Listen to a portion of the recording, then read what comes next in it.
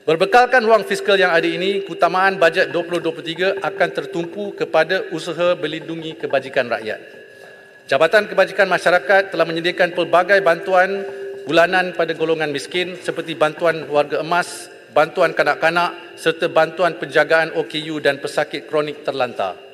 Semasa pembentangan bajet 2022, saya telah mengumumkan komitmen yang meluaskan syarat kelayakan penerima bantuan kebajikan selaras dengan pendapatan garis kemiskinan ataupun PJK Makanan 2019 iaitu RM1,169. Dengan keputusan ini, lebih 450,000 isi rumah layak menerima bantuan bulanan JKM.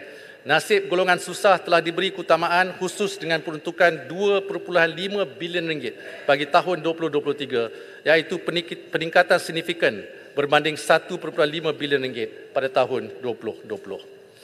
Sebelum ini, kerajaan telah memberi subsidi bil elektrik sehingga RM40 kepada isi rumah miskin tegar di bawah senarai e-Kasih. Bermula 2023, pemberian subsidi bil elektrik sehingga RM40 akan diperluas mengikut PJK Makanan iaitu isi rumah berpendapatan RM1,169 ke bawah berbanding syarat semasa iaitu RM980 ke bawah. Saya berharap perluasan syarat penerima bantuan mengikut PJK Makanan ini memberi manfaat kepada lebih ramai rakyat, insya-Allah. Tan Sri Yang di-Pertua, menyedari manfaat yang diraih daripada pemberian bantuan tunai langsung, pelaksanaan Bantuan Keluarga Malaysia atau BKM akan terus ditambah baik. Dengan itu, untuk tahun hadapan, isi rumah berpendapatan bulanan kurang RM2,500 dan menanggung 5 orang anak atau lebih layak menerima BKM sebanyak RM2,500.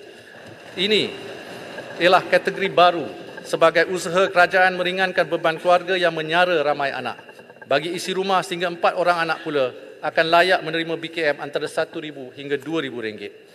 Kepada isi rumah berpendapatan RM2,500 hingga RM5,000, BKM yang disediakan adalah antara RM500 hingga RM1,250 bergantung kepada bilangan anak.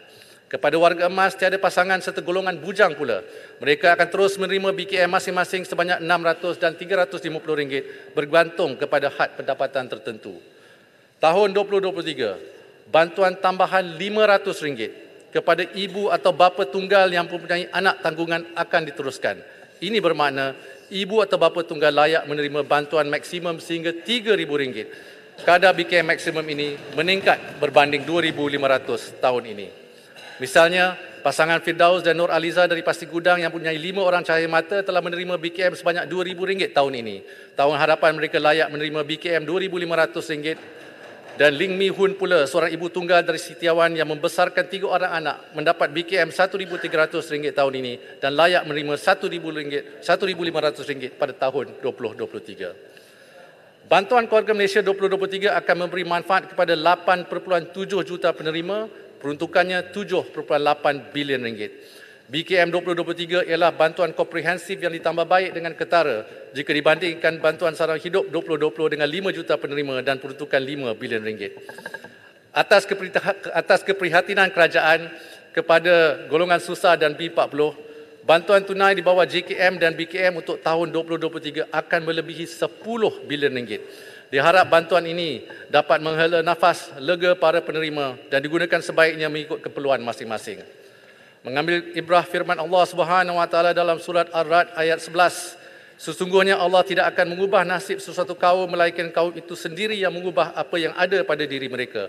Sungguh pun bantuan tunai adalah amat penting untuk kegunaan masa sekarang, tetapi hanya dengan pendapatan tetap sahaja yang boleh mengubah isi rumah ke arah kehidupan yang lebih selesa.